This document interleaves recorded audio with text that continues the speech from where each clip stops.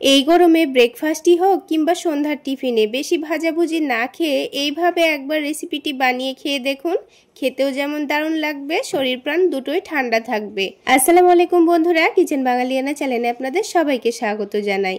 খুব সহজে আজকে আমি আপনাদের সঙ্গে সুজির দই বড়া রেসিপি শেয়ার করব। খুব অল্প উপকরণে আর খুব অল্প সময়েই তৈরি করে দেখাবো।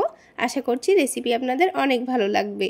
তো রেসিপিটা তৈরি করে নেওয়ার জন্য আমি এখানে মেজারমেন্ট কাপ মেপে হাফ কাপ পরিমাণ সুজি নিয়েছি। তো এবার এই সুজিটাকে আমি মিক্সিং বোলের মধ্যে নিয়ে নেব। আর যতটা পরিমাণ সুজি নিয়েছি তার অর্ধেকটা টক দই নিয়ে নিয়েছি। এই টক দইটা কিন্তু আমার হাতের তৈরি, কিছুদিন আগে আমি আপনাদের সঙ্গে রেসিপিটা শেয়ার করেছি, চাইলে আপনারা দেখে নিতে পারেন। তারপর এখানে প্রথমে সামান্য পরিমাণ পানি দিয়ে সুজি দইকে একসঙ্গে মিশিয়ে নিতে হবে। প্রথমেই খুব বেশি পানি দিয়ে দেবেন না, অল্প অল্প করে পানি দিয়ে সব কিছু একসঙ্গে মিশিয়ে নিতে হবে। এখানে সুজিটা কিন্তু খুব বেশি নরম না হয়ে যায়, সেটা লক্ষ্য রেখে পানি দিতে হবে। তো সুজিটা এখানে আমি একটু ভালোভাবে মিশিয়ে নিয়েছি। সুজিটাকে আমি 10 মিনিট মতো ভিজিয়ে রাখবো, সেই রকম করে এখানে পানি দিয়ে এটাকে আমি 10 মিনিটের জন্য ঢাকা দিয়ে রেখে দেব। 10 মিনিট অবশ্যই ভিজিয়ে রাখতে হবে। ততক্ষণে দই বড়ার টেস্ট একটু বাড়িয়ে নেওয়ার জন্য একটা ঘরোয়া মশলা রেডি করে নিচ্ছি। তার জন্য হাফ টেবিল চামচের থেকেও কম নিয়ে নিয়েছি গোটা ধনে, হাফ টেবিল চামচের থেকেও কম নিয়েছি গোটা জিরে, আর একটা ছোট দেখে শুকনো মরিচ নিয়ে নিয়েছি। এবার এই মশলাটাকে 2 থেকে 3 মিনিট একটু লো আঁচে নাড়াচাড়া করে মুচমুচে করে নিতে হবে, যেন এটা খুব ভালোভাবে গুঁড়ো করে নেওয়া যায়। তো আমি খুব ভালোভাবে এটাকে ভেজে নিয়েছি। এবার এটাকে একটু ভালোভাবে গুঁড়ো করে নেব। এই সুজির দই বড়ার মধ্যে কিন্তু এই মশলাটা অবশ্যই দেওয়ার চেষ্টা করবেন, এর টেস্টটা কিন্তু দ্বিগুণ বাড়িয়ে দেবে। তো বন্ধুরা, মশলাটাকে আমি খুব ভালোভাবে গুঁড়ো করে নিয়েছি, আপনারা দেখে নিশ্চয়ই বুঝতে পারছেন। এবার এই মশলাটা এক সাইডে সরিয়ে রেখে আলাদা একটা বাটির মধ্যে নিয়ে নিচ্ছি হাফ কাপ পরিমাণ টক দই। এবার এই টক দইটাকে একটু ভালোভাবে ফেটিয়ে নেব। খুব ভালোভাবে ফেটিয়ে নিতে হবে, যেন এই টক দইটা একেবারে স্মুথ ক্রিমের মতো তৈরি হয়ে যায়। তো দেখুন, আমি টক দইটা কিন্তু খুব সুন্দর করে ফেটিয়ে নিয়েছি। এবার এই টক দইয়ের মধ্যে কিছু মশলা দিয়ে দেব। তো প্রথমে হাফ টেবিল চামচ পরিমাণ লবণ দিয়ে দিচ্ছি, তারপরে 1 টেবিল চামচ পরিমাণ চিনি দিয়ে দিচ্ছি। মিষ্টির পরিমাণটা আপনারা একটু বেশি খেতে চাইলে এখানে আরও 1 টেবিল চামচ পরিমাণ চিনি দিয়ে দিতে পারেন। এবার এখানে দিয়ে দিচ্ছি হাফ টেবিল চামচ পরিমাণ চাট মশলা।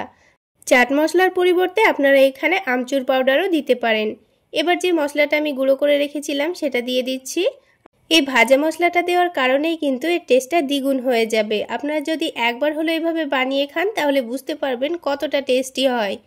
তো আবারও সব কিছুকে একসঙ্গে ভালোভাবে মিশিয়ে নিচ্ছি। খুব ভালোভাবে মিশিয়ে নেওয়া হয়ে গেলে এখানে আমি 1 কাপ পরিমাণ দুধ নিয়ে নেব। যেহেতু এটা মেজারমেন্ট কাপের হাফ কাপ, তাই এখানে দুধটা 2 বারে নিয়েছি। তো বন্ধুরা, এখানে কিন্তু দুধটা আগে থেকে ভালো করে জাল করে ঘন করে নিয়ে দুধটাকে ঠান্ডা করে নিয়েছি।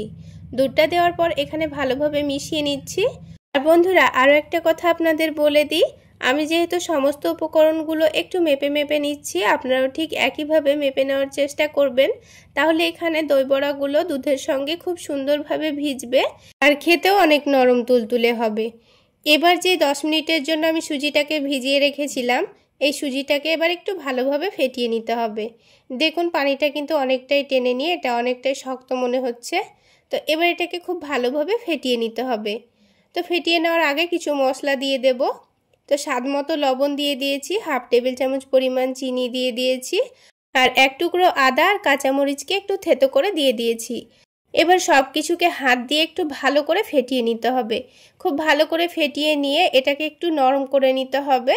দেখুন, আমি কিন্তু এটাকে 3 থেকে 4 মিনিট সময় নিয়ে খুব ভালোভাবে ফেটিয়ে নিয়েছি। আর এটা কিন্তু ফেটিয়ে নেওয়ার পর আরও অনেকটাই স্মুথ হয়ে গেছে, আপনারা দেখে নিশ্চয়ই বুঝতে পারছেন। এবার এই বড়াগুলো ভেজে নেওয়ার আগে হাফ টেবিল চামচ পরিমাণ বেকিং সোডা দিয়ে আবারও একটু ভালোভাবে মিশিয়ে নেব। তো এখানে ভেজে নেওয়ার সময় কিন্তু বেকিং সোডাটা দেওয়ার চেষ্টা করবেন, প্রথমে দিয়ে কিন্তু ফেটাবেন না, এটা ভাজার একটু আগেই কিন্তু দিতে হবে। এবার ব্যাটারের কনসিস্টেন্সিটা দেখুন, ঠিক এই রকম করে ব্যাটারটা তৈরি করে নিতে হবে। তাহলে বড়াগুলো ভাজার পর কিন্তু একটুও শক্ত হবে না, অনেকটাই নরম তুলতুলে হবে, খেতে ভীষণ ভালো লাগবে। তো এবার বড়াগুলো ভেজে নেওয়ার জন্য কড়াইয়ের মধ্যে একটু পরিমাণ মতো তেল দিয়ে দিয়েছি। তারপর এখানে ছোট ছোট করে বড়াগুলো গরম তেলের মধ্যে দিয়ে দেব। তেলটা আবার যেন অতিরিক্ত গরম না হয়ে যায়, হালকা গরম তেলের মধ্যে দিতে হবে।